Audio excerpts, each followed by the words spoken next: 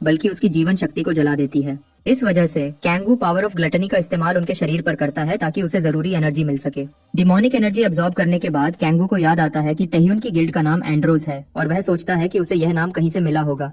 अगर उसके लिए चीजें ठीक नहीं होती तो वह सब कुछ तबाह करने और जमीन को बर्बाद करने के लिए तैयार है। उसे बीच में रोका जाता है और वह मुड़कर देखता है कि उसके पीछे पेड़ों पर और लिजर्डमैन है। वह अपने साथियों के साथ जो हुआ है उससे ज्यादा खुश नहीं लग रहे हैं, लेकिन डीमन किंग इसे और पावर पाने का एक अच्छा मौका समझता है। उनसे निपटने के बाद वह सोचने लगता है कि उसे और लिजर्डमैन को झुंड में शिकार करना चाहिए या एक एक करके।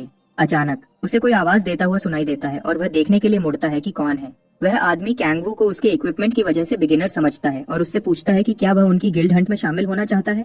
कैंगवू उनकी मौजूदगी से पहले ही परेशान लगता है और फिर ग्रुप से पूछता है कि उनकी गिल्ड का नाम क्या है। पार्टी के लीडर के चेहरे पर गर्व भरा एक्सप्रेशन आता है जब वह कहता है कि वह अंड्रास गिल्ड के मेंबर्स हैं।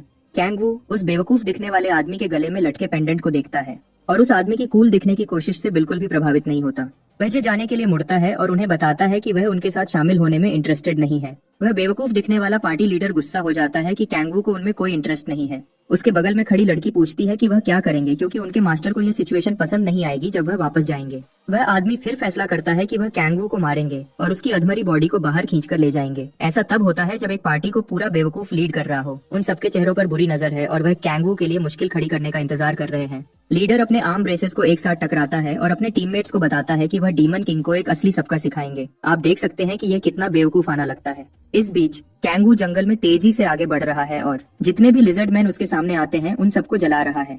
वह बेचारे मॉन्स्टर्स बेबस होकर चिल्लाते रहते हैं जैसे ही आग उन्हें जलाती है, लेकिन वह कुछ नहीं कर सकते। जैसे ही वह उनमें से किसी को भी हराता है, कैंगू उनके शरीर को एब्जॉर्ब करना शुरू कर देता है। कुछ देर बाद वह जिस एरिया में है उसे साफ करने और वहाँ के सभी लिजर्डमैन को कंज्यूम करने में कामयाब हो जाता है। आखिरी वाले को एब्जॉर्ब करते हुए वह सोचता है कि खतरा उठाना और जल्दी लेवल अप करने पर फोकस करना बेहतर है। फिर भी वह इस बात पर गौर करता है और सोचता है कि उसे क्या करना चाहिए। उसे फिर से कोई आवाज देकर रोकता है। वह तुरंत उस आवाज को पहचान जाता है। ये वही बेवकूफ दिखने वाले पार्टी लीडर की आवाज थी जो पहले मिला था। वह आदमी अपने चेलों के साथ आता है और कैंगू को बताता है कि वह ये देखने आया है कि उनका नया रिक्रूट अच्छे से शिकार कर रहा है या नहीं। कैंगू समझ जाता है कि यह एक और बेवकूफ है जिसे कमजोरों को परेशान करना पसंद है और वह उसके साथ खेलने का फैसला करता है। वह लीडर को बताता है कि उन्हें चिंता करने की कोई जरूरत नहीं है क्योंकि वह खुद ही काफी अच्छे से शिकार कर रहा है। लीडर उस पर विश्वास नहीं करता और उसकी बातों का मजाक उड़ाता है क्योंकि कैंगू के कपड़े फटे हुए नहीं है और उसके आसपास कोई लाशें नहीं है। कैंगू उसे बताता है कि वह आराम कर रहा है और वह आदमी और ज्यादा गुस्सा हो जाता है। वह आदमी कैंगू से पूछता है कि वह अपने सीनियर के साथ बदतमीजी क्यों कर रहा है और डीमन किंग उसे बताता है कि उसकी नौटंकी अब काफी परेशान करने वाली हो रही है। यह बात उसे गुस्सा दिला देती है और वह ऐसा लगता है जैसे हमारे लड़के को टुकड़े टुकड़े करने के लिए तैयार है। कैंगू उसकी धमकियों से परेशान नहीं होता और यहाँ तक पूछता है कि क्या वह लड़ाई करना चाहता है। उन बदसूरत दिखने वाले चेलों में से एक उसकी बातों से भड़क जाता है, लेकिन लीडर उसे कुछ भी करने की कोशिश न करने को कहता है। वह लड़का सोचता है कि उनका लीडर ऐसी बात को कैसे जाने देगा, लेकिन लीडर कैंगू को खुद ही सबका सिखाने का प्लान बनाता है। हमारे लड़के के एक्सप्रेशन से आप समझ सकते हैं कि वह इस बेवकूफ को धोने का इंतजार नहीं कर सकता। पार्टी का लीडर फिर उसे बताता है कि वह उसे उसके साथ पंगा लेने का पछतावा होगा। कैंगू दूसरी तरफ इंतजार कर रहा है कि वह आदमी क्या करने वाला है। वह आदमी अपनी तलवार निकालता है और अपने धातुई आर्म ब्रेसेस पर मारने लगता है। बाकी पार्टी मेंबर्स दिलचस्पी से देखते हैं जैसे ही गड़बड़ धीरे धीरे शुरू होती है। वह बेवकूफ कैंगू को याद दिलाता है कि लिजर्डमैन आवाज के प्रति सेंसिटिव होते हैं, लेकिन डीमन किंग उसकी छोटी मोटी चालों से बिल्कुल भी प्रभावित नहीं होता। कैंगू थोड़ा सा अपना सर झुकाता है और मुस्कुराता है जब वह लिजर्डमैन के आने का इंतजार करते हैं। एक तेज हवा वहाँ से गुजरती है जब लीडर अपनी तलवार से तेज आवाजें करता रहता है। पानी हिलने लगता है लिजर्डमैन के झुंड के आने की वजह से जो उस जगह की तरफ बढ़ रहे हैं। पार्टी लीडर मेज को कहता है कि वह एक मैजिक बैरियर लगाए जो उन्हें मॉन्स्टर्स से बचाएगा। अब बैरियर से सुरक्षित होकर वह कैंगू का मजाक उड़ाता है और उससे पूछता है कि वह क्या करेगा।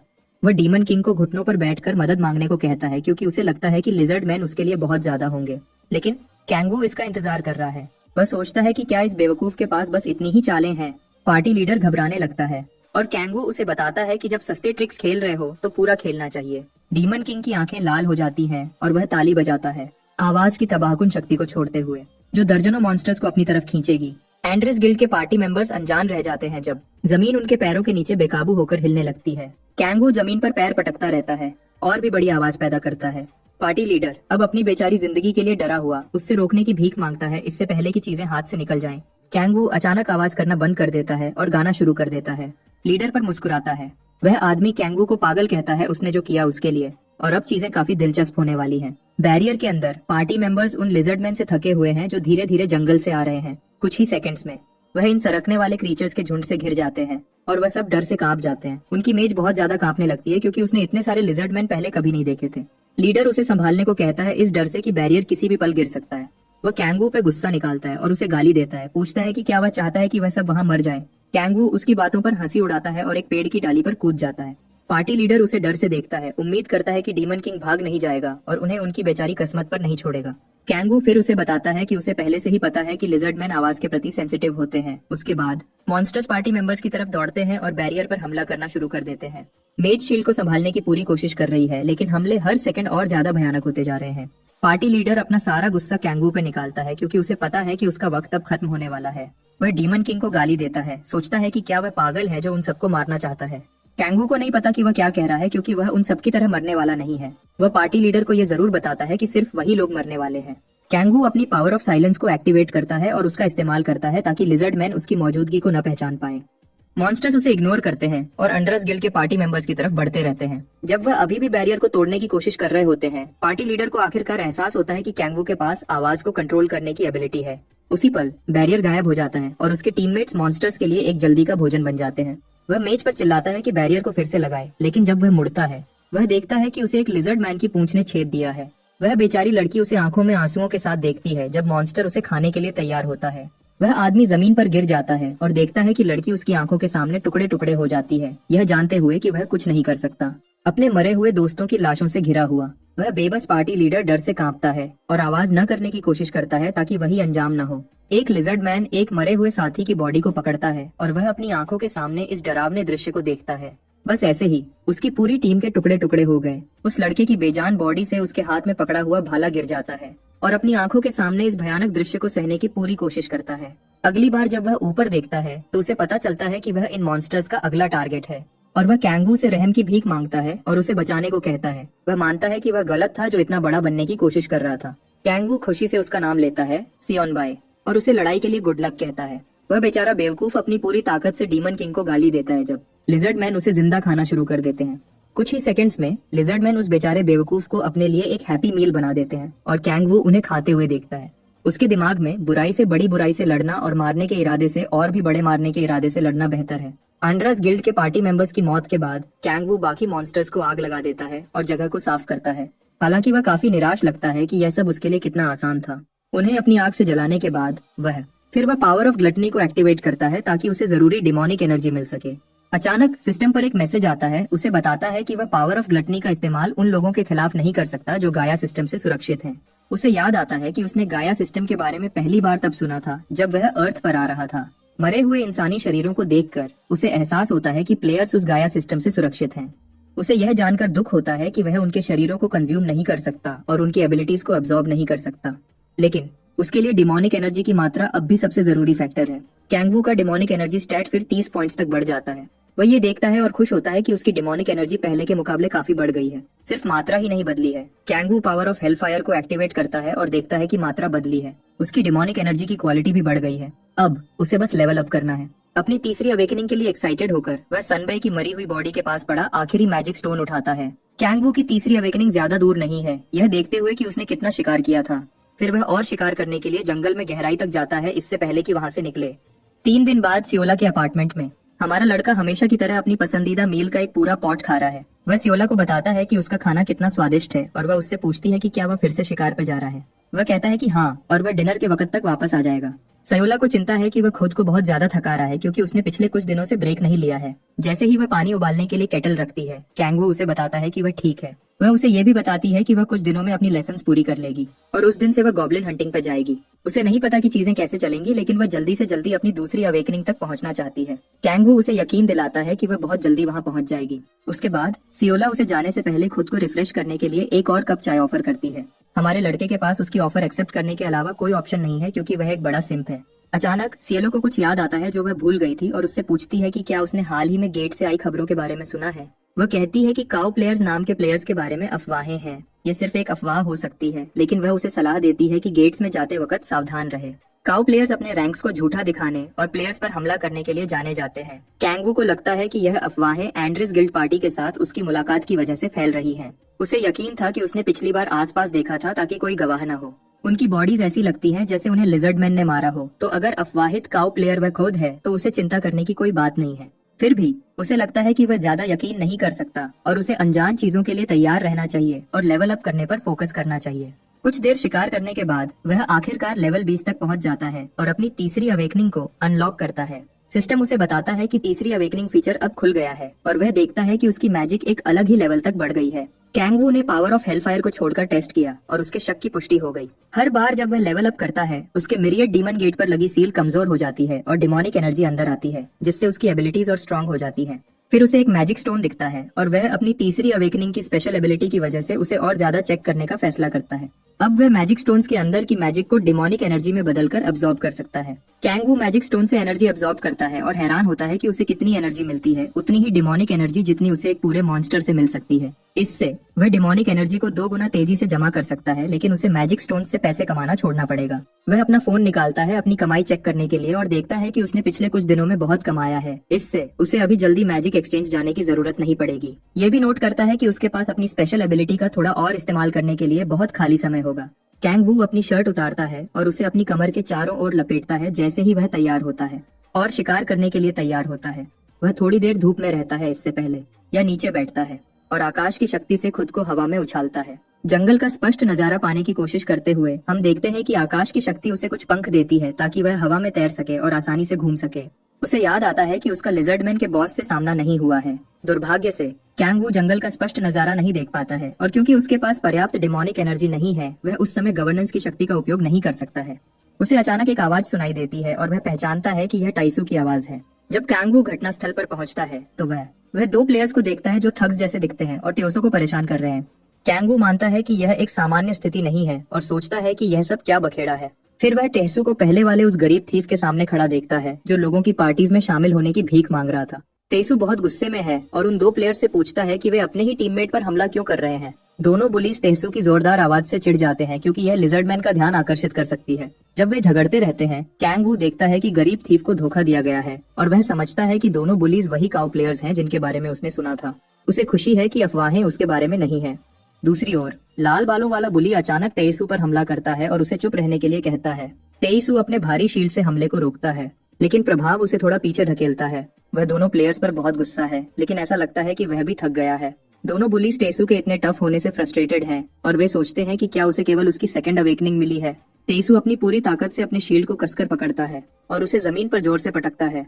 फिर वह काउ प्लेयर्स को बताता है कि वह इतनी आसानी से हार नहीं मानेगा। वह एक एबिलिटी एक्टिवेट करता है जिससे उसका शील्ड एक चमकते हुए नारंगी ऑरा से घिर जाता है। हालांकि दोनों प्लेयर्स इससे अप्रभावित हैं क्योंकि उनका मानना है कि टेसू उन्हें हरा नहीं सकता क्योंकि उसने अपनी थर्ड अवेकनिंग एबिलिटी को अनलॉक नहीं किया है। टेसू के टफ एक्ट करने के प्रयासों के बावजूद वह अभी भी बहुत थका हुआ दिखता है और ऐसा नहीं लगता कि वह उनके खिलाफ लंबे समय तक टिक पाएगा। दोनों प्लेयर्स धीरे धीरे उसके पास आते हैं, अपनी छोटी सी बहस को खत्म करने और उसे जल्दी मौत के घाट उतारने के लिए तैयार। हरे बालों वाला प्लेयर फिर अपने कॉमरेड को याद दिलाता है कि वे ब्लॉकहेड को मार नहीं सकते। कैंगवू उनकी बात पर ध्यान देता है और सोचता है कि उनका इससे क्या मतलब है। वह झाड़ियों से देखना जारी रखता है और यह देखने का इंतजार करता है कि स्थिति कैसे सामने आएगी, जबकि टेसू अपनी एबिलिटी को बनाए रखने के लिए संघर्ष करता है। कैंगवू को उनकी मुलाकात याद आती है और वह सोचता है कि क्या उसे उस आदमी की मदद करनी चाहिए, ठीक वैसे ही जैसे एक बुली टेसू को उसकी मिजरी से बाहर निकालने के लिए तैयार होता है। कैंगवू प्लेयर के बारे में कुछ बहुत अजीब नोटिस करता है। वह छिपने से बाहर आता है और खुद को प्रकट करता है। प्लेयर भ्रमित हो जाता है, लेकिन हमारा लड़का देखता है कि प्लेयर के हथियारों के चारों ओर की एनर्जी डिमोनिक एनर्जी है। यह उसे इन प्लेयर्स के बारे में काफी इंटरेस्टेड बनाता है। प्लेयर्स फिर उसे खुद को आइडेंटिफाई करने के लिए कहते हैं और सवाल करते हैं कि क्या वह सिर्फ एक पासरबाई है या एक दुर्भाग्यपूर्ण लूजर। दूसरी ओर टेसू कुछ देर बाद कैंगवू को देखकर पूरी तरह से शॉक्ड है और उसे कोई अंदाजा नहीं है कि उसने बाहर निकलने का फैसला क्यों किया। इसके अलावा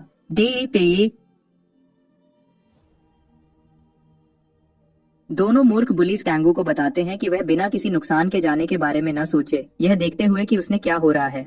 हरे बालों वाला प्लेयर फिर अपने बदसूरत कॉमरेड को बताता है कि उन्हें कैंग वू को जिंदा पकड़ने की जरूरत नहीं है, जिसका मतलब है कि वह अपनी मर्जी से कुछ भी कर सकता है। इस बिंदु पर ताइसू और भी भ्रमित हो जाता है जब वह उन्हें यह कहते हुए सुनता है कि उन्होंने उसे और बेकार थीफ दोनों को पकड़कर अपना कोटा पूरा कर लिया है। बेशक यह लाल बालों वाले मीटहेड को बहुत खुश करता है। वह अपनी एक्स कैंग वू की ओर करता है, डीमन किंग को काटने के लिए तैयार है और उस पर हमला करने के लिए उसकी ओर दौड़ता है। डीमन किंग को जरा भी फर्क नहीं पड़ता क्योंकि मूर्ख उसके करीब आता है। तेईसू डर से कैंग वू को पुकारता है, लेकिन प्लेयर पहले से ही डीमन किंग का सिर काटने से कुछ इंचेस दूर है। कैंग वू बस मूर्ख के चेहरे पर थप्पड़ मारता है और उसका कॉमरेड देखता है। जैसे ही मूर्ख जमीन पर गिरता है वह जल्दी से उठता है और उसका टीममेट सोचता है कि वह क्या कर रहा है। लाल बालों वाला आदमी समझाने की कोशिश करता है कि कुछ गड़बड़ है, लेकिन वह कैंग वू को अपने करीब आते हुए नहीं देखता। इससे पहले कि वह रिएक्ट कर सके, डीमन किंग एक स्विफ्ट अटैक करता है और मूर्ख को पीटना जारी रखता है। तेईसू कैंग वू को इतनी आसानी से उस आदमी को पीटते हुए देखकर काफी हैरान है और सोचता है कि क्या वह वही कैंग वू है जिसे वह जानता है। दूसरा बुली अपने कॉमरेड को बचाने के लिए दौड़ता है और अपनी सोर्ड निकालता है, ठीक वैसे ही जैसे वह कैंग वू का सिर काटने वाला होता है। हमारा लड़का उसे डिस्ट्रक्शन की शक्ति से मारता है और उसे बेहोश कर देता है। प्रभाव से वह आदमी एक पेड़ से जा टकराता है और उसकी सांस रुक जाती है। वह आदमी असहाय होकर जमीन पर गिर जाता है और उसका कॉमरेड एक लूजर की तरह बस देख सकता है। कैंग वू लाल बालों वाले मूर्ख को बालों से पकड़ता है और उससे सवाल करना शुरू करता है।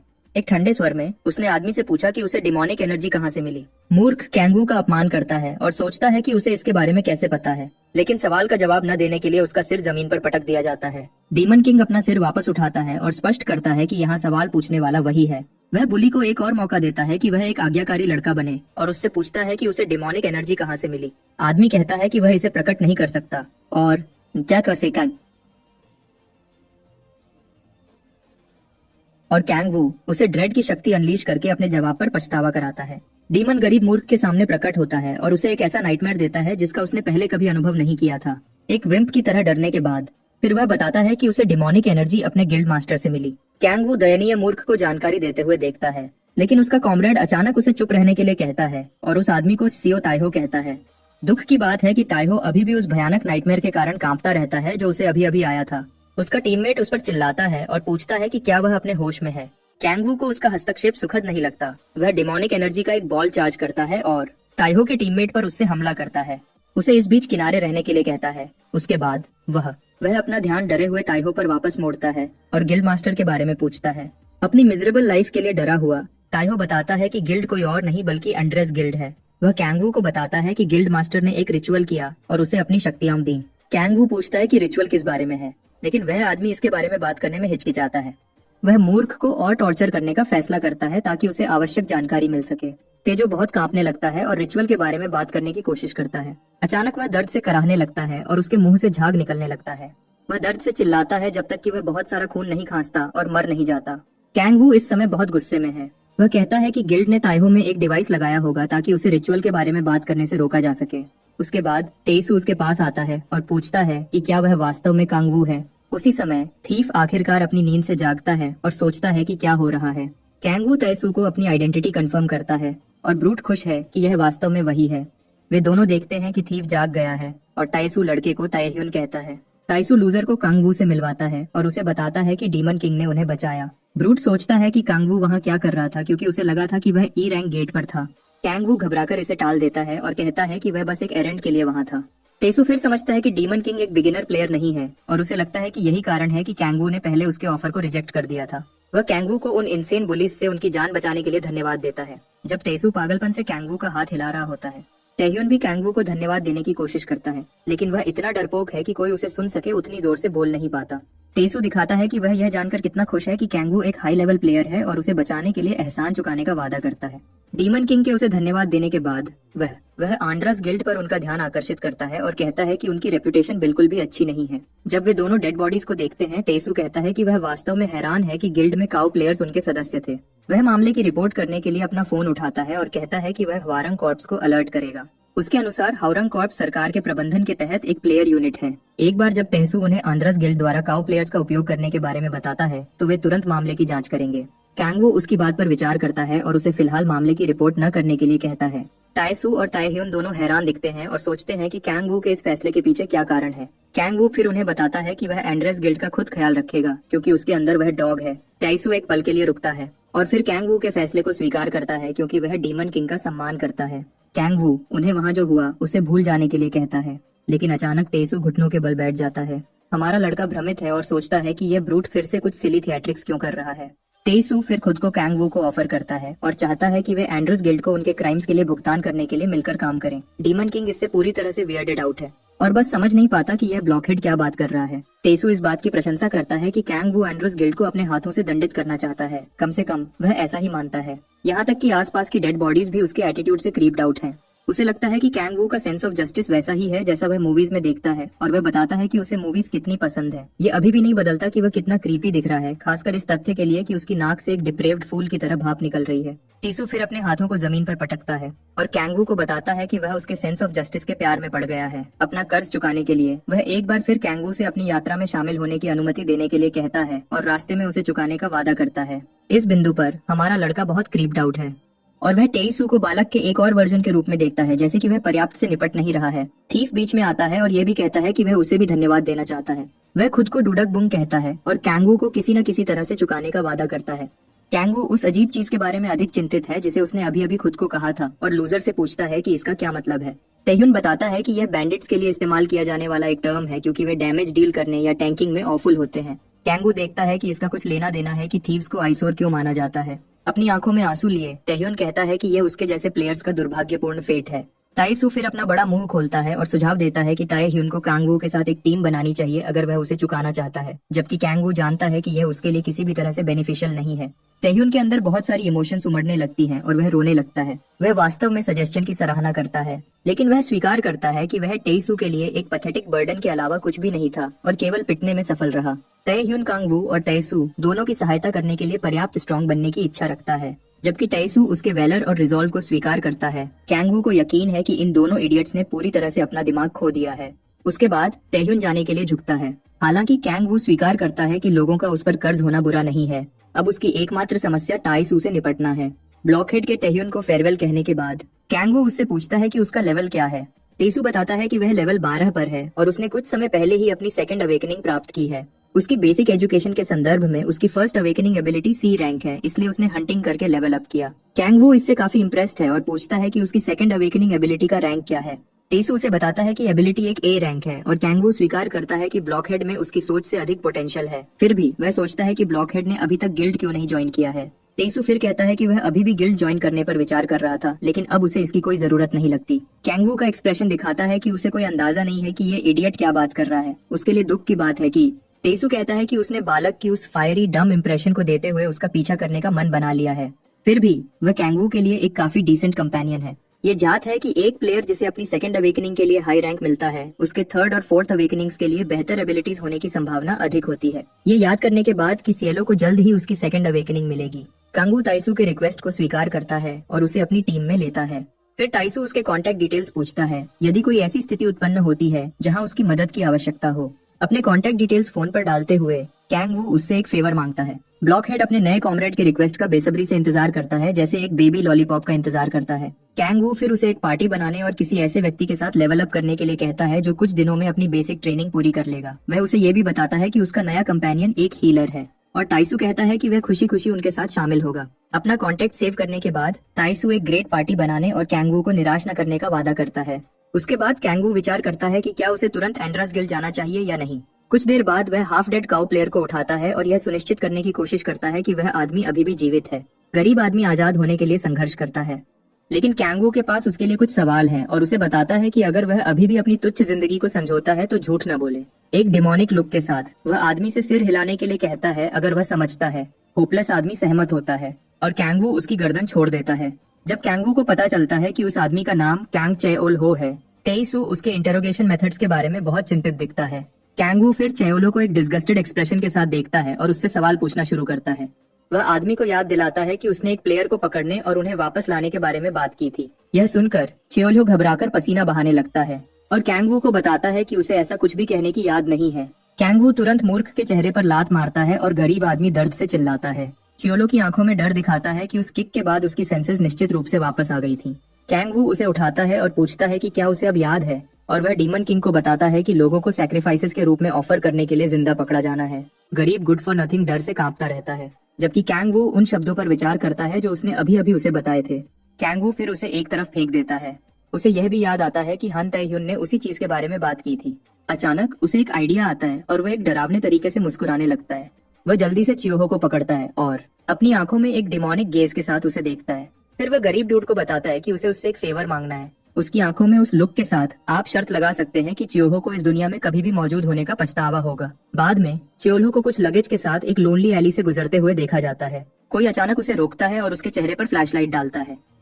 चियाहो की आइडेंटिटी कंफर्म करने के बाद अजीब आदमी कहता है कि वह और टाइहो सैक्रिफाइसेस की तलाश में निकले थे। वह सोचता है कि उसे इतना समय क्यों लगा, लेकिन जब वह देखता है कि चियोहो का चेहरा कितना मेस्ड अप दिख रहा है तो वह कॉट ऑफ गार्ड हो जाता है। वह आदमी एक डी रैंक गेट पर गया था, इसलिए उसके लिए इतना बैटर्ड और ब्रूज्ड होना समझ में नहीं आया। इसके अलावा वह ताइहो के बारे में भी पूछता है और चियोलो उसे बताता है कि वह आदमी मर चुका है। इसमें से कुछ भी उस आदमी को समझ में नहीं आता और वह जो उसने अभी अभी सुना उससे पूरी तरह से कंफ्यूज्ड है। सियोलो टॉपिक को टालने की कोशिश करता है, लेकिन वह आदमी पूछता रहता है कि ताइहो डी रैंक डंजन में कैसे मर सकता है। लगेज सौंपते हुए चाहो उसे बताता है कि डंजन में एक हाई लेवल प्लेयर था और वह ताइहो की बदौलत ही उस व्यक्ति को मार पाया। वह आदमी सूटकेस की जांच करता है और अंदर एक बॉडी देखता है। वह देखता है कि बॉडी की कंडीशन ठीक है और सैक्रिफाइस अभी भी सांस ले रहा है। हालांकि वह चियोहो को बताता है कि वह अजीब व्यवहार कर रहा है, लेकिन चियोहो कहता है कि यह ताइहो के मरने के कारण है। ड्यूड उसे ये सब भूल जाने के लिए कहता है और कहता है कि कम लोग होना बेहतर है। सैक्रिफाइस के साथ वे बैप्टाइज्ड हो पाएंगे और काइलो को सारी डिमोनिक एनर्जी अपने लिए मिल सकती है क्योंकि ताइहो मर चुका है। फिर भी गरीब आदमी अभी भी काफी अनकंफर्टेबल और किसी चीज के बारे में चिंतित दिखता है। उसका थका हुआ एक्सप्रेशन और बढ़ जाता है जब अजीब आदमी पूछता है कि क्या वह इस बार थोड़ी सी पावर का उपयोग नहीं कर सकता। आदमी फिर मान लेता है कि सियलो ने शायद ताइहो को मार डाला ताकि उसे सारी पावर अपने लिए मिल सके। सियलो उसकी रिमार्क से पिस्ड ऑफ हो जाता है और उस पर चिल्लाता है कि वह बस सैक्रिफाइस का ख्याल रखे और वह चला जाता है। जब वह बाहर भागता है तो आदमी सोचता है कि वह कहाँ जा रहा है। चियोलो बस उसे इग्नोर करता है और भागता रहता है। वहाँ से जितनी जल्दी हो सके दूर जाने की कोशिश करता है। उसके बाद ड्यूड लगेज को बिल्डिंग के अंदर ले जाता है, जबकि सोचता है कि चेओहो शायद तैहो की मौत के प्रति उसकी सोच से अधिक सेंसिटिव है। बाद में सूटकेस वाला आदमी एक अजीब रूम में चलता है जहाँ ऐसा लगता है कि एक कल्ट मीटिंग हो रही है। ऑल्टर पे बैठा आदमी गिल्ड लीडर है और वह आदमी को बताता है कि वह देर से आया है। लैकी बताता है कि सियोलो ने उसे क्या बताया और ताइहो की मौत के बारे में बात करता है, लेकिन गिल्ड लीडर को केवल सैक्रिफाइस की चिंता है। लीडर आदमी को इसे जल्दी लाने के लिए कहता है क्योंकि उनके पास ज्यादा समय नहीं बचा है। वह सूटकेस को खोलता है और गिल्ड मेंबर्स अपना इनकेंटेशन शुरू करते हैं। फिर हम गिल्ड लीडर को कैंग वू के बॉडी को ऑल्टर पर ले जाते हुए देखते हैं। वह आंड्रस की शक्ति पर बेकन्स करता है, कहता है कि उसे कन्वर्ट हुए 1 साल हो गया है और अपने गॉड से उसे अपनी इनक्रेडिबल पावर्स से ब्लेस करने के लिए कहता है। इनकेंटेशंस बैकग्राउंड में जारी रहती हैं, जबकि कैंग वू को सैक्रिफाइस के रूप में इस्तेमाल करने के लिए तैयार किया जा रहा है। लीडर खुद से सोचता है कि वह अपने फॉलोअर्स की प्यास डिमोनिक एनर्जी से बुझा सकता है क्योंकि प्लेयर्स के रूप में वे यही चाहते हैं। उसके बाद वह अपना मास्क उतारता है ताकि नीचे एक रॉटन फेस प्रकट हो सके और सेरेमोनी शुरू करने के लिए आगे बढ़ता है। वह अपने एक फॉलोअर को कुछ मैजिक स्टोन्स लाने के लिए कहता है और लैकी एक ट्रंक खोलता है जो काउंटलेस स्टोन्स से भरा होता है। जैसे जैसे उसके फॉलोअर्स की डिजायर बढ़ती है, पावर और अधिक डिमोनाइज्ड हो जाती है और गिल्ड लीडर एक कंप्लीट डीमन बनने की उम्मीद करता है। फिर वह अपने फॉलोअर्स से पूछता है कि किसे बैप्टाइज्ड किया जाना है और आदमी उसे बताता है कि यह सियोलो को होना था, लेकिन मूर्ख भाग गया। यह सुनकर लीडर फैसला करता है कि इस बार कोई बैप्टिज्म नहीं होगा। फॉलोअर्स अपने कानों पर विश्वास नहीं कर सकते, लेकिन लीडर उन्हें चुप रहने के लिए कहता है। वह उन्हें बताता है कि केवल वही लोग जो काम करते हैं बैप्टाइज्ड होने के लायक हैं और उन्हें याद दिलाता है कि उसकी टीचिंग्स के बिना उन्हें पहली जगह में बैप्टाइज्ड होने का मौका भी नहीं मिलेगा। हालांकि वह सैक्रिफाइस को अपने लिए लेने का फैसला करता है क्योंकि कोई ओनर नहीं है। उसके बाद वह अपने लैकीज की ओर मुड़ता है और उन्हें बताता है कि सेरेमोनी शुरू होगी। डिरेंज्ड लीडर एक मैजिक स्टोन को कुचलता है और डिमोनिक एनर्जी को बाहर निकालता है, जिससे वह हवा में भर जाती है। फ्लोर पर बहुत सारे स्ट्रेंज इंस्क्रिप्शंस ऑल्टर के चारों ओर चमकने लगते हैं जैसे ही सेरेमोनी होती है। उसके पोजेशन में इतने सारे मैजिक स्टोन्स के साथ वह और अधिक सेरेमोनीज आयोजित कर पाएगा और खुद को स्ट्रॉन्गर बनने के लिए पावर खिलाता रहेगा। स्पेस में एक अचानक क्रैक दिखाई देता है और डिमोनिक एनर्जी अनकंट्रोलेबली बाहर बहने लगती है। लीडर इससे ज्यादा कुछ नहीं चाहता कि वह यह सब अपने बॉडी में अब्सॉर्ब कर ले, लेकिन यह उसके लिए बहुत डेंजरस होगा और उसकी मौत का कारण बनेगा। इसलिए उसे एनर्जी अब्सॉर्ब करने के लिए एक मीडियम की जरूरत है। अगर वह सैक्रिफाइस को एनर्जी अब्सॉर्ब करने देता है जब तक वे मर नहीं जाते, तो वह कॉर्प्स का ब्लड पी सकता है और उसे वह सारी रिफाइंड डिमोनिक एनर्जी मिल जाएगी जिसकी उसे जरूरत है। तो वह कैंग वू के बॉडी में एनर्जी डालना शुरू करता है। गरीब आदमी को यह भी नहीं पता कि वह इस समय अपनी ही कब्र खोद रहा है। वह प्रार्थना करता है कि डिमोनिक एनर्जी कैंग वू को कंज्यूम कर लेगी और उसकी जान ले लेगी। ईमानदारी से कहूँ तो कितनी स्टूपिड प्रेयर है। कैंग वू बहुत दर्द में होने का नाटक करते हुए एनर्जी लेना जारी रखता है। गिल्ड लीडर सोचता है कि क्या उसकी स्पेशल एबिलिटी एक ए रैंक है क्योंकि वह कितनी अच्छी तरह से टिक रहा है। बेशक यह उसे और अधिक डिलाइटेड करता है क्योंकि मीडियम जितना अधिक समय तक टिक सकता है उतनी ही अधिक डिमोनिक एनर्जी वह प्राप्त कर सकता है। कैंग वू के चेहरे पर वेन्स बाहर निकलने लगती हैं और उसका बॉडी दर्द से कांपने लगता है। वह और अधिक एनर्जी अब्सॉर्ब करता रहता है और और डीरेंज लीडर हैरान है कि यह मीडियम कितना इनक्रेडिबल है। इस बिंदु पर वह बहुत एक्साइटेड है और वह कैंगवू को पैथेटिक रूप से चिल्लाते रहने और जितनी संभव हो उतनी एनर्जी अब्सॉर्ब करने के लिए कहता है। एनर्जी अब्सॉर्प्शन की रेट बढ़ती रहती है और कैंगवू धीरे धीरे अपनी और अधिक पावर्स रिगेन करने लगता है। आखिरकार रेट रिडिकुलस होने लगती है और लीडर सोचता है कि ये क्यों नहीं रुक रहा है। यह उसे वास्तव में डरा देता है और वह प्रोसेस को रोकने के लिए भीख मांगने लगता है, लेकिन इस बिंदु पर उसके लिए कोई उम्मीद नहीं है। उसके फॉलोअर्स भी नर्वस होने लगते हैं क्योंकि वे समझ नहीं पाते कि क्या हो रहा है। उनका गिल्ड लीडर फिर अनकंट्रोलेबली चिल्लाता है, किसी भी तरह से एनर्जी अब्सॉर्प्शन को रोकने के लिए भीख मांगता है। कुछ समय बाद यह रुक जाता है और रेजिजुअल एनर्जी पूरे रूम में फैल जाती है। शॉक्ड और डम्फाउंडेड महसूस करते हुए गिल्ड लीडर घुटनों के बल गिर जाता है और जमीन पर क्लॉज मारता है। उसे समझ नहीं आता कि उसकी प्लान्स इतनी गलत कैसे हो सकती थी। कैंगवू आखिरकार उठता है और कहता है कि बूस्ट ने उसे 20 लेवल्स ऊपर जाने की अनुमति दी। लीडर अपने चेहरे पर एक परप्लेक्स्ड लुक के साथ पूछता है कि कैसे और सोचता है कि कैंगवू क्या बात कर रहा है। डीमन किंग फिर पूछता है कि क्या वह उसके लिए सेरेमोनी एक और बार आयोजित कर सकता है। उसके चेहरे पर एक कॉकी और मॉकिंग लुक है, जबकि वह गिल्ड लीडर से सेरेमोनी को बस एक और बार चलाने का आग्रह करता है। बहुत फ्रस्ट्रेटेड महसूस करते हुए गिल्ड लीडर क्रैशेस आउट हो जाता है, जो उसके फॉलोअर्स को उसके बारे में बहुत चिंतित करता है। वह कैंगवू को कर्ज करता है और तुरंत उस पर हमला करने की कोशिश करता है, लेकिन कैंगवू स्विफ्टली फायरबॉल को डॉजेस करता है और यह उनके पीछे की वॉल को नष्ट कर देता है। डीमन किंग मॉकिंगली उसके फीबल अटैक की प्रशंसा करता है और ये गिल्ड लीडर को हैप्पैज़र्डली स्पेल्स फेंकना शुरू कर देता है। फायरबॉल स्पेल्स का बैराज नॉनस्टॉप चलता रहता है क्योंकि ये आदमी ऐसे क्रैशिंग आउट हो रहा है जैसे उसने कैंगवू को अपनी पत्नी के साथ सोते हुए पकड़ लिया हो। अटैक्स के हॉर्ड के बाद वह यह देखने के लिए ऊपर देखता है कि क्या डीमन किंग मर चुका है। उसके लिए दुख की बात है कि कैंगवू अनस्केथ्ड है उसके पास मौजूद डिमोनिक एनर्जी की मात्रा के कारण। चीजें इस समय कैंगवू के लिए वास्तव में कन्वीनियंट है, लेकिन यह डिरेंज्ड लीडर इन सबसे ज्यादा खुश नहीं है। वह अपने फॉलोअर्स को एनपीसीज की तरह खड़े रहना बंद करने और कैंगवू पर हमला करने के लिए कहता है। वे सभी हमारे लड़के की ओर चार्जिंग करना शुरू करते हैं, जबकि उनका लीडर एक विम्प की तरह किनारे चला जाता है। कैंगवू अपनी आर्म ब्लेड्स निकालता है जैसे ही एक फॉलोअर उसके पास आता है और गरीब इडियट पर हमला करता है, इससे पहले कि उन्हें हमला करने का मौका भी मिले। उस व्यक्ति को स्लाइसिंग अप करने के बाद वह जल्दी से बाकी अनोइंग लैकीज से निपटता है। लीडर पर अपनी आंखें गड़ाए हुए एक लैकी अपने मास्टर को चो डेओक्यून कहता है। डिरेंज्ड गिल्ड लीडर अपने चेहरे पर एक सिनिस्टर लुक के साथ हंसने लगता है और पावर ऑफ हेल फायर नामक एक और पावरफुल फ्लेम स्पेल कॉन्जर्स करता है। जैसे ही कैंगवू उसकी चीप ट्रिक देखता है, वह हंसी से फूट पड़ता है। डायोकुन उसकी मॉकरी से एनरेज्ड हो जाता है और अभी भी समझ नहीं पाता कि कैंगवू डिमोनिक एनर्जी को कैसे हैंडल कर पाता है। फिर भी उसे लगता है कि डीमन किंग की पावर उसकी अपनी पावर को सरपास नहीं कर सकती, लेकिन कैंगवू उसे दिखाता है कि हेल फायर की ट्रू पावर कैसी दिखती है। डाओक्यून पूरी तरह से शॉक्ड है और उसे कोई अंदाजा नहीं है कि कैंगवू इतनी पावरफुल स्पेल कैसे कॉन्जर कर पाता है। वह कांपने लगता है और उसे लगता है कि कोई भी उससे ज्यादा पावर सहन नहीं कर सकता। उसका बॉडी और भी ज्यादा कांपने लगता है और जब वह कैंगवू को देखता है, वह एक ट्रू डीमन का चेहरा देखता है। वह जल्दी से महसूस करता है कि उसके पास डीमन किंग को हराने का कोई मौका नहीं है और अपनी छोटी सी फ्लेम बुझा देता है। सरप्राइजिंगली वह घुटनों के बल बैठ जाता है और कैंगवू उससे पूछता है कि वह क्या कर रहा है। डायोक्यून अचानक कैंगवू को अंद्रास के ग्रेट इनकारनेशन के रूप में संदर्भित करना शुरू कर देता है और कैंगवू इस स्टंट पर विश्वास नहीं कर सकता जो यह मूर्ख कर रहा है। यह शायद एकमात्र अन्य प्लान था जिसके बारे में वह सोच सकता था ताकि जलने से बचा जा सके।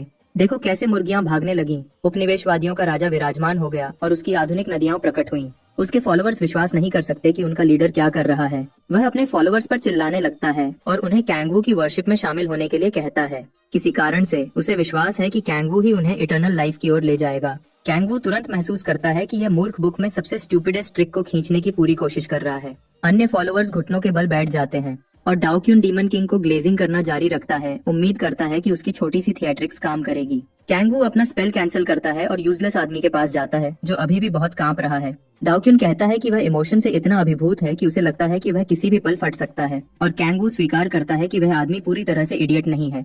डीमन किंग साथ खेलने का फैसला करता है और पावर ऑफ द स्काई को एक्टिवेट करता है, अपने डिमोनिक विंग्स को अनलीश करता है। डाओक्यून अपने सेवियर की ओर एक पैथेटिक विम्प की तरह देखता है, जैसे कैंगवू एक मेनियक की तरह हंसता है। कैंगवू खुद को अंड्रास किंग ऑफ हेलफायर और किंग ऑफ ऑल डीमंस घोषित करता है। फिर वह डायोक्यून को अपने सभी सबऑर्डिनेट्स को डिसमिस करने के लिए कहता है ताकि वह उससे अकेले में बात कर सके।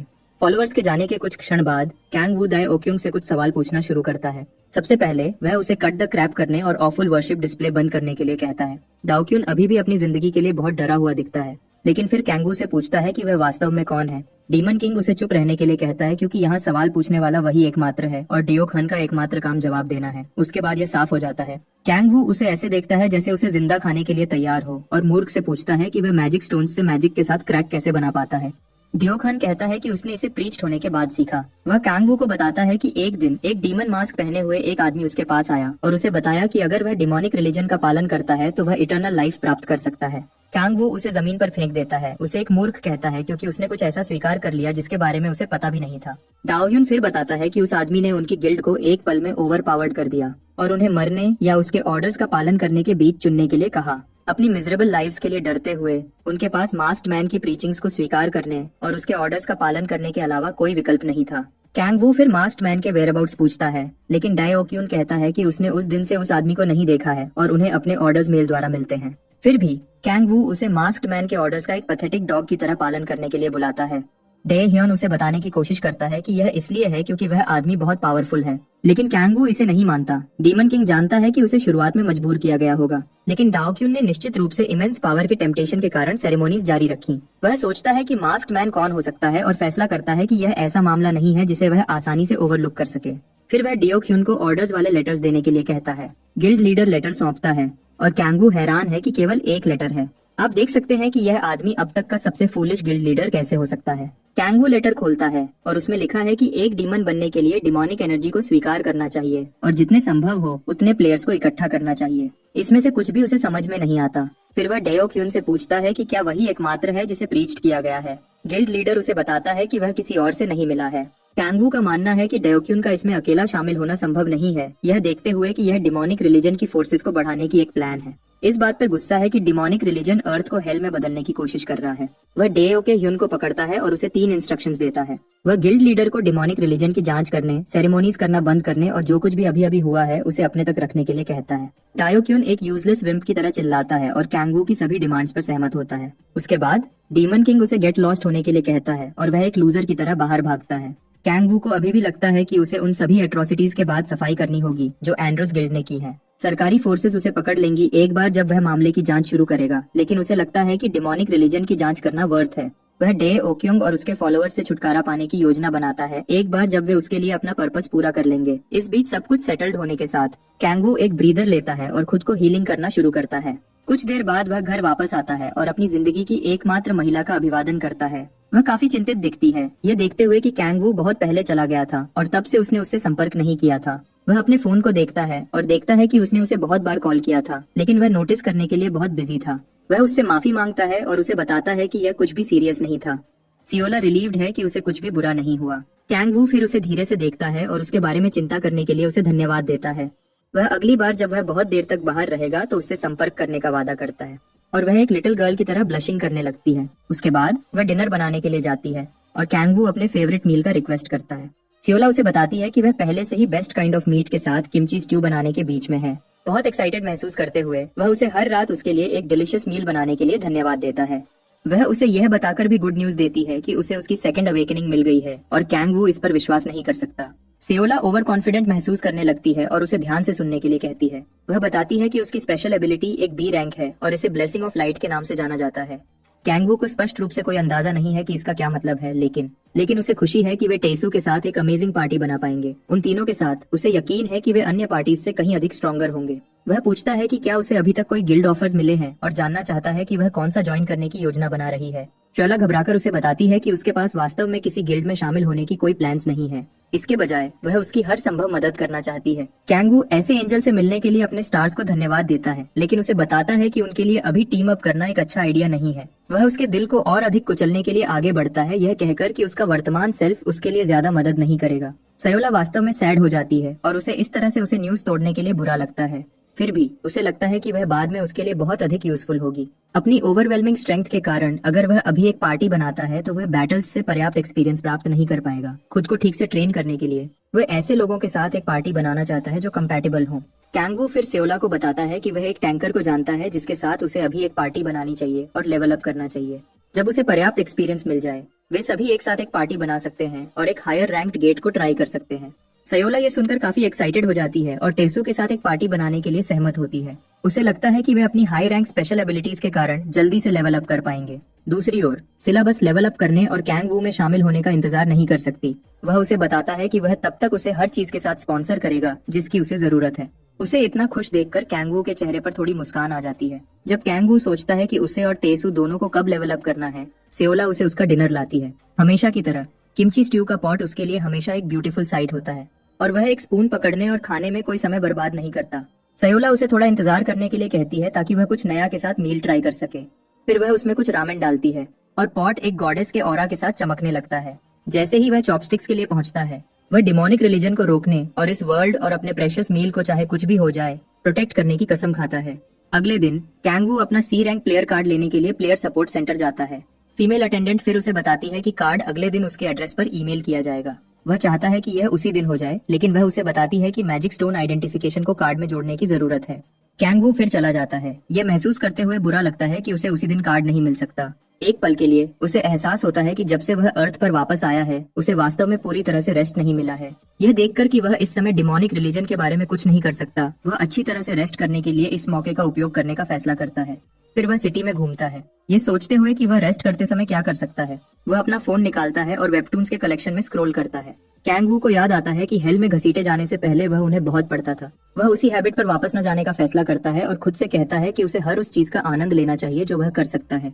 अचानक पास में एक पीसी स्टोर देखता है और अंदर जाता है। ये ऐसा नजारा नहीं है जो उसने पहले देखा हो और वह शॉक्ड है कि जगह कितनी औसम दिखती है। कैंगवू गेमिंग कंप्यूटर्स में से एक पर बैठता है और देखता है कि वह मेन्यूज से कुछ फूड भी ऑर्डर कर सकता है। वह रामेन की एक प्लेट ऑर्डर करने के लिए आगे बढ़ता है क्योंकि उसने सुना था कि पीसी रूम्स में इसका स्वाद बेहतर होता है। जब वह उसका इंतजार करता है,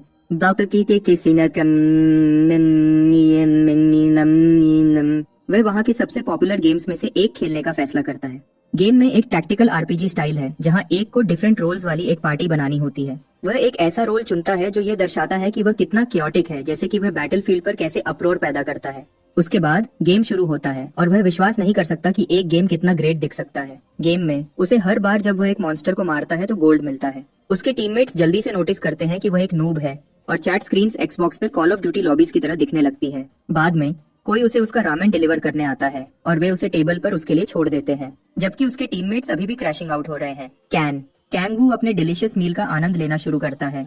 टेक्स्ट्स पॉपिंग अप होते रहते हैं, लेकिन डीमन किंग उस समय अपने टीममेट्स के बारे में जरा भी बॉदर्ड नहीं है। उसके दिमाग में बस यही चल रहा है कि उसका रामेन कितना ऑसम है, खासकर एडेड पिकल्ड रेडिश के साथ। उसके बाद वह इसे सोडा की एक बोतल के साथ धोता है और सोचता है कि क्या वह हेवन में है। कैंगवू आखिरकार पीसी स्क्रीन पर वापस देखता है, ये देखने के लिए कि उसका कैरेक्टर गेम में मर गया है। वह स्टार्टल्ड हो जाता है जब उसे अचानक कोई चिल्लाते हुए सुनाई देता है कि गेम में उनका टीममेट कितना हॉरिबल है। कैंगवू भ्रमित है और ये देखने के लिए पीछे मुड़ता है कि कौन एक डिरेंज्ड बैंशी की तरह चिल्ला रहा है। वह एक लड़की को उसे देखते हुए देखता है और वह रूडली उससे पूछती है कि वह क्या देख रहा है। वह उसे कहीं और देखने के लिए कहती है क्योंकि वह वास्तव में बैड मूड में है। फिर वह उसकी गेम स्क्रीन देखती है और नहीं जानती कि इसे गुड लक कहें या बैड लक। न केवल कैंगवू इतना हॉरिबल नूब है, लेकिन उसे ये और भी अनोइंग लगता है कि वह इन सब के बीच रामेन की एक प्लेट का आनंद ले रहा है। वह उसके पास जाती है और मांग करती है कि वह अपनी चेयर से बाहर आए, जबकि वह अभी भी इसके बारे में नाइस है। कैंगवू को कोई अंदाजा नहीं है कि ये क्रेजी लेडी कौन है या वो क्या बात कर रही है। ये उसे और अधिक फ्यूरियस बनाता है और वह उसे एक ट्रोल कहती है जबकि उसकी शर्ट पकड़ने की कोशिश करती है। कैंगवू स्विफ्टली उसके हाथ को डॉजेस करता है और वह विश्वास नहीं कर सकती कि वह कितना फास्ट है। फिर वह उसे बुलिंग करना बंद करने के लिए कहता है और उससे पूछता है कि वह उस पर क्यों लैशिंग आउट कर रही है। वह उसे कुछ और बार पकड़ने की कोशिश करती है, लेकिन हमारे लड़के के रिफ्लेक्सेस उससे बेहतर हैं। क्रेजी लेडी फिर पूरी तरह से हमला करती है और उस पर फुल फोर्स से हमला करने की कोशिश करती है। वे एक छोटी सी स्कफल में पड़ जाते हैं और कैंगवू उसके सभी अटैक्स को फ्लैश से भी तेज डॉजेस करता है। उनकी मूवमेंट्स इतनी फास्ट और ट्रैक करने में हार्ड है, हालांकि वह हर एक अटैक को डॉजेस करता है और वह आखिरकार रुक जाती है जब उसे एहसास होता है कि वह एक एवरेज पर्सन नहीं है। वह सोचती है कि वह कौन है और पूछती है कि क्या उसे मीर गिल्ड ने भेजा था। कैंगवू उसे बताता है कि उसे कोई अंदाजा नहीं है कि वह क्या बात नहीं कर रही है और वह किसी भी गिल्ड का हिस्सा नहीं है। वह उस पर झूठ बोलने का आरोप लगाती है क्योंकि उसे विश्वास नहीं है कि उसके स्किल्स वाला कोई व्यक्ति गिल्ड का हिस्सा नहीं है। कैंगवू उसके गिल्ड के बारे में पूछता है और वह कहती है कि वह रेड गिल्ड का हिस्सा है, टॉप 5 गिल्ड्स में से एक। वह बात कहने के बाद उसका स्टूपिड ब्रेन महसूस करता है कि उसे वह इन्फॉर्मेशन सीक्रेट रखनी थी। कैंगवू फिर अपना बिल मांगने के लिए आगे बढ़ता है और लड़की अपना कूल खो देती है क्योंकि वह ऐसा व्यवहार कर रहा है जैसे वह मौजूद ही नहीं है। उसका चेहरा भी ज्यादा खुश नहीं है जब वह देखता है कि वह अभी भी उससे बात कर रही है। ये क्रेजी गर्ल उसे परेशान करती रहती है और उसे एक सीरियस रिप्लाई देने के लिए कहती है। वह कहती है कि उसने गिल्ड के बिना किसी ए रैंक प्लेयर के बारे में नहीं सुना है। वह उसे अपना प्लेयर कार्ड दिखाता है जो उसे एक डी रैंक प्लेयर के रूप में डेजिग्नेट्स करता है। हालांकि वह विश्वास नहीं कर सकती कि वह वास्तव में एक बिगिनर है। लड़की जानती है कि कुछ ठीक नहीं है क्योंकि अगर वह वास्तव में एक डी रैंक प्लेयर है तो वह उसे हरा देती। उसके बाद कैंगवू चला जाता है और उसे फेयरवेल कहता है। वह अभी भी शॉक में है और सोचती है कि क्या कैंगवू वही है जो वह सोचती है। जब कैंगू बिल्डिंग से बाहर निकलता है, उसके चेहरे पर एक बहुत डिस्टर्ब्ड लुक है। उसने अपनी सभी एबिलिटीज को रिगेन नहीं किया है, लेकिन उसके पास अभी भी सालों के फाइटिंग एक्सपीरियंस से उसके रिफ्लेक्सेस हैं। हालांकि एक सिमिलर लेवल पर किसी से मिलना आखिरी चीज थी जिसकी उसने उम्मीद की थी। उस आखिरी मूव के बारे में सोचता है जो लड़की ने उस पर इस्तेमाल किया था, और स्वीकार करता है कि वह एक पल के लिए उसके फील्ड ऑफ व्यू से बाहर निकल गई थी। वह हार गया होता, लेकिन उसका प्लॉट आर्मर अभी भी अप एंड रनिंग है। वह विश्वास नहीं कर सकता कि लड़की कितनी स्किल्ड है और सोचता है कि वह वास्तव में कौन है।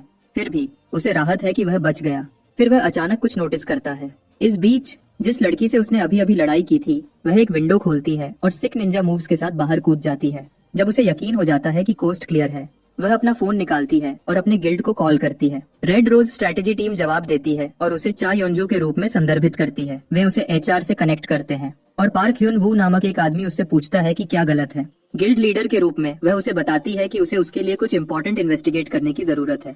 ह्यूनवू पूछता है कि क्या वह डिमोनिक रिलीजन वर्शिपर का जिक्र कर रही है, लेकिन वह पूरी तरह से श्योर नहीं है। योंजू कहती है कि वह आदमी अपनी आइडेंटिटी छिपा रहा है क्योंकि उसे अभी भी विश्वास नहीं है कि कैंगवू एक डी रैंक प्लेयर है, क्योंकि कैंगवू के पास एक डी रैंक्ड प्लेयर कार्ड है। ह्यूनवू जानता है कि उसके पास मैनर डिसर्निंग डिवाइस नहीं है। यह एक फेक कार्ड ले जाना आसान बनाता है क्योंकि सी रैंक और उससे ऊपर के कार्ड्स को फेक करना कठिन होता है। योंजू उससे अपनी मुलाकात से बहुत फ्रस्ट्रेटेड है और ह्यूनवू उसे बताता है कि अगर कैंगवू एक डी रैंक वर्शिपर है तो वह उसी लेवल के प्लेयर्स को मारता फिरेगा। फिर वह उसे बताती है कि वह उस लेवल का नहीं है क्योंकि कैंगवू उसकी मूवमेंट्स को प्रिडिक्ट करने के लिए पर्याप्त स्किल्ड है। यह सुनकर ह्यूनवू विश्वास नहीं कर सकता क्योंकि डिमोनिक रिलीजन का एक भी फॉलोअर इतना स्किल्ड नहीं रहा है कि उसकी मूवमेंट्स पर रिएक्ट कर सके। योंजू ने कुछ समय से डिमोनिक रिलीजन की जांच की है और कोई भी ऐसा नहीं रहा है जो उसके लेवल से मैच कर सके, लेकिन उसे कैंगवू की मूवमेंट्स याद आती हैं और वह सोचती है कि वह वास्तव में क्या है। डीमन किंग के स्किल लेवल के कारण वे मानते हैं कि वह डिमोनिक रिलीजन का मैनेजर या लीडर हो सकता है। और भी अधिक फ्रस्ट्रेटेड महसूस करते हुए युंजू एक बटन फ्लिप्स करती है और उसे फर्मली स्नैचेस करती है। फिर वह ह्यूनवू को कांगवू के बारे में और अधिक इन्फॉर्मेशन जल्दी से पता लगाने के लिए कहती है। उसके बाद वह कॉल काट देती है। उसे यकीन नहीं है कि कैंगवू डिमोनिक रिलीजन का हिस्सा है या नहीं, लेकिन वह कॉन्फिडेंटली कह सकती है कि वह आसानी से उसके बट से फ्लोर को मॉप कर सकता है। इस बीच कैंगवू नोटिस करता है कि उसकी जैकेट से उसका बटन रिप्ड ऑफ हो गया है। स्विफ्ट रिफ्लेक्सेस होने के लिए इतना कुछ, जबकि अभी भी क्वाइट एली में योंजू कहती है कि अगर कैंगवू वास्तव में इतने हाई टैलेंट्स वाला एक डी रैंक प्लेयर है तो उसके लिए एक हाई रैंक प्लेयर के रूप में अपनी पोजीशन बनाए रखने का कोई मौका नहीं है। दूसरी ओर कैंगवू फैसला करता है कि जैसे ही उसे अपना प्लेयर कार्ड मिलता है उसके लिए सी रैंक गेट पर जाने का समय आ गया है।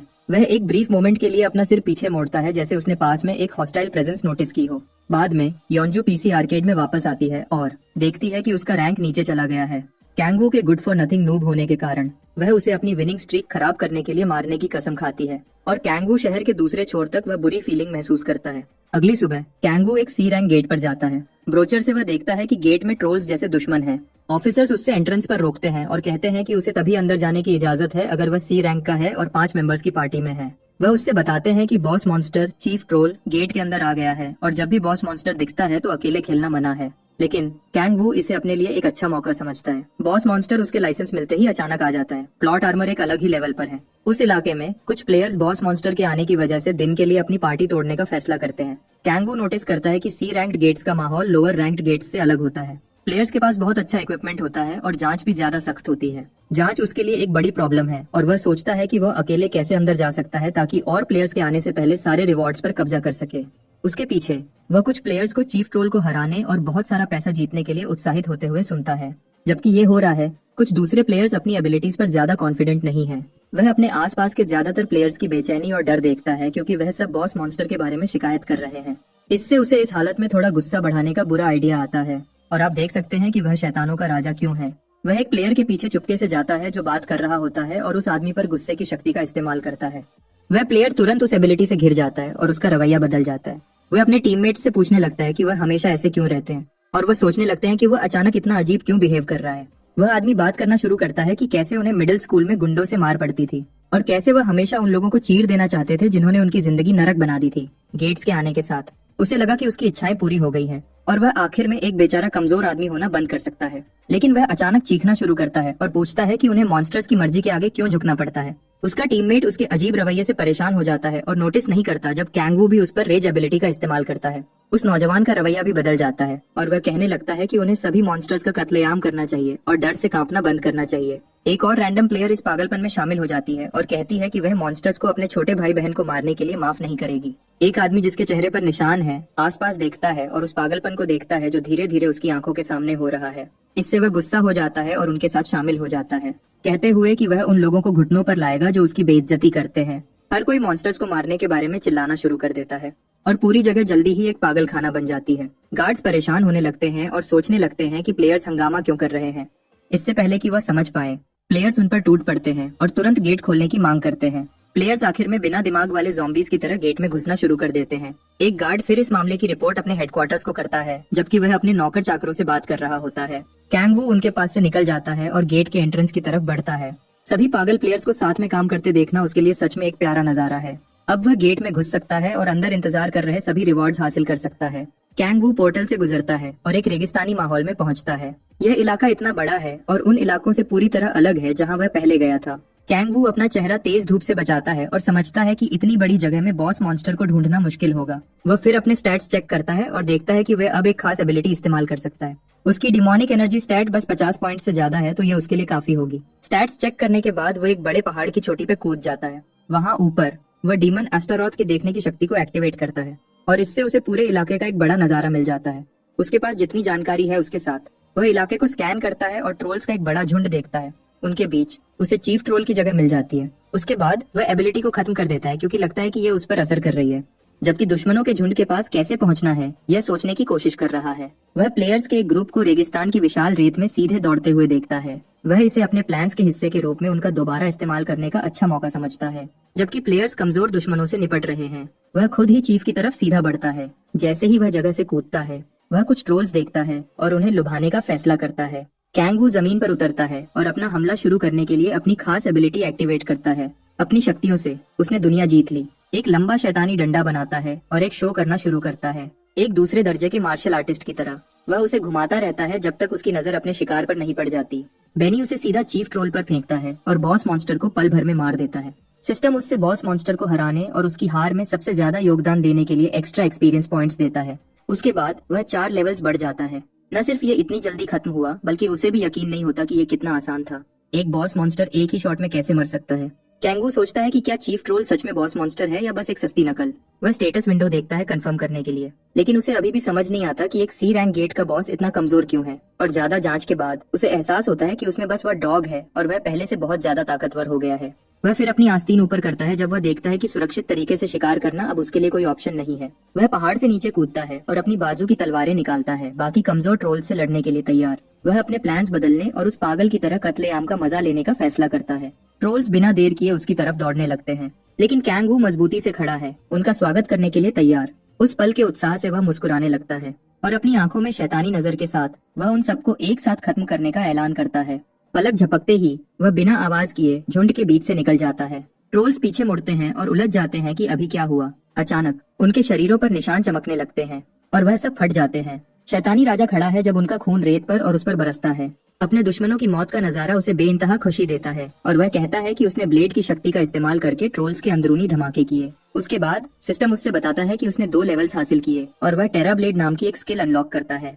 सिस्टम उससे यह भी बताता है कि वह रजिस्टर्ड स्किल्स को और ज्यादा ठीक तरीके से इस्तेमाल कर सकता है और ट्रोल्स दिखने लगते हैं। जबकि कैंग वू अभी भी सिस्टम विंडो से जानकारी पढ़ रहा है, वह अपनी नई स्किल को अभी आए नए टारगेट्स पर टेस्ट करने का फैसला करता है। उसके नाखून खुल जाते हैं और वह जमीन पर एक बैंगनी रंग का पदार्थ गिराता है। जमीन पर निशान बनने लगते हैं और ट्रोल्स को अभी तक समझ नहीं आया है कि वह किस डर का सामना करने वाले हैं। ट्रोल्स कैंग वू के पास आने की कोशिश करते हैं, लेकिन जब वह निशानों पर कदम रखते हैं, एक ब्लेड निकलता है और उनके पैर में घुस जाता है। वह अपनी दुखी जिंदगी लेकर भागने लगते हैं, लेकिन वह कत्लेआम से बच नहीं सकते। जितना ज्यादा वह निशानों के बीच से गुजरते हैं, उतने ज्यादा ब्लेड्स निकलते हैं और उन्हें बेरहमी से चुभोते हैं। कत्लेआम का मजा लेने के बाद कैंग वू देखता है कि उसके ब्लेड्स अब स्किल बनने के बाद कितने ज्यादा एफिशिएंट हो गए हैं। सभी मॉन्स्टर्स के मरने के बाद उसके लिए अपने रिवॉर्ड्स लेने का वक्त हो गया है। कैंग वू उनके शरीरों को जजब करना शुरू करता है और इस प्रक्रिया में वह अपनी डिमोनिक एनर्जी स्टैट में 2 पॉइंट्स हासिल करता है। वह काफी निराश है कि उसे सिर्फ 2 पॉइंट्स मिले और समझता है कि एक बार जब आपका लेवल हाई हो जाता है तो लेवल अप करना कितना मुश्किल होता है।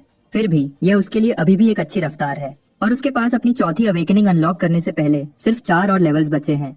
शरीरों को खाने के बाद वह वापस जाने से पहले थोड़ा और शिकार करने का फैसला करता है। बाद में दूसरे प्लेयर्स आते हैं और परेशान हो जाते हैं जब उन्हें बॉस मॉन्स्टर नहीं मिलता। वह खुद से पूछते हैं कि क्या गवर्नमेंट ने गलत हिसाब लगाया क्योंकि उन्हें एक मिनियन भी नहीं दिखा। वह लड़के याद करते हैं कि उन्होंने कुछ ट्रोल्स को भागते हुए देखा था। हमें चीफ ट्रोल की लाश के निशान भी मिलते हैं, लेकिन शरीर का कोई निशान नहीं है। इस वजह से वह निराश हो जाते हैं और फैसला करते हैं कि उनके लिए वापस जाना बेहतर है। उनमें से एक सुझाव देने की कोशिश करता है कि उन्हें थोड़ा और ढूंढना चाहिए, लेकिन आखिर में वह भी परेशान हो जाता है, जबकि वह सब शिकायत कर रहे हैं। कैंग वू उन पर नजर रख रहा है और उसे सुकून मिलता है कि उन्होंने उसे अभी तक नहीं ढूंढा है। वह भीड़ में घुल मिल जाने और इस हंगामे के बीच से भागने का फैसला करता है। जब प्लेयर्स गेट से बाहर निकलते हैं तो वह गार्ड्स पे टूट पड़ते हैं और अपना वक्त बर्बाद करने के लिए मुआवजा मांगने लगते हैं, जबकि हंगामा चल रहा है। कैंग वू भागने का मौका ढूंढता है, लेकिन कोई भीड़ को चुप होने के लिए चिल्लाता है और वह मुड़कर देखता है कि क्या हो रहा है।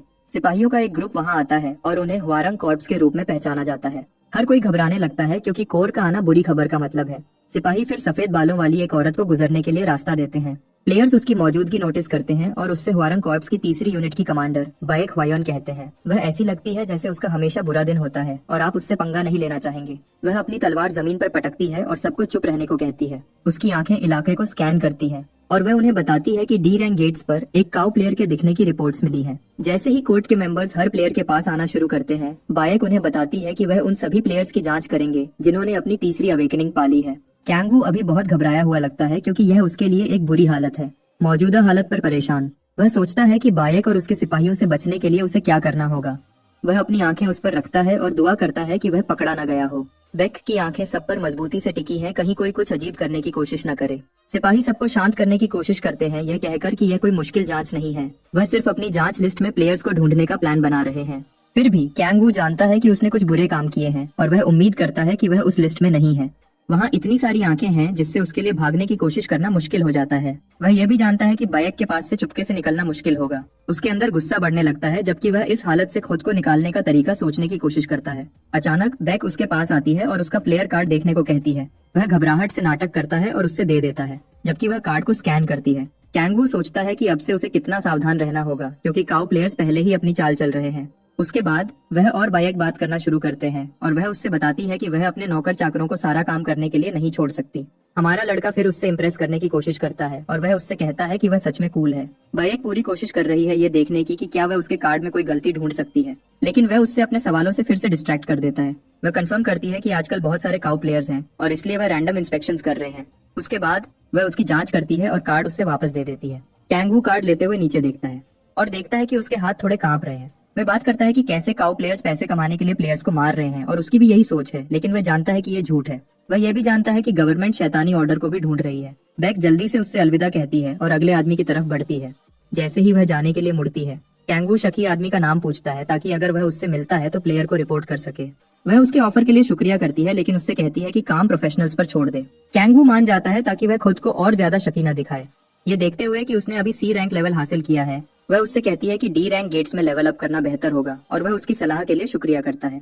बैक कैंग वू को एक अच्छा आदमी कहती है और उम्मीद करती है कि फ्यूचर में उस जैसे और लोग मिलेंगे।